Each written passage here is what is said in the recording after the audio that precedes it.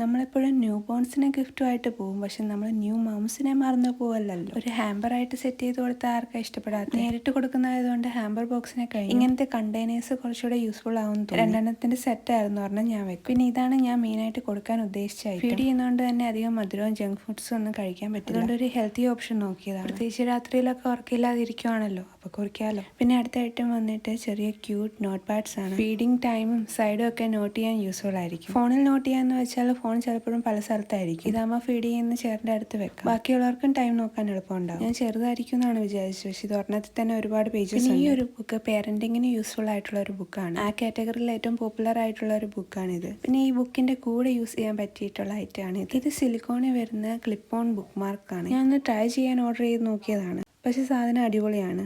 നല്ല കൺവീനിയൻ്റ് ആണ് യൂസ് ചെയ്യാൻ. അപ്പോൾ ഒരുപാട് ബുക്സ് വായിക്കുന്നവരാണെങ്കിൽ ഇത് എന്തായാലും ഒന്ന് ട്രൈ ചെയ്ത് നോക്കണം. പിന്നെ ഒരു ഡെക്കറേഷന് വേണ്ടി ഓർഗാൻസയുടെ ഒരു റിബണും മേടിച്ചിട്ടുണ്ട്.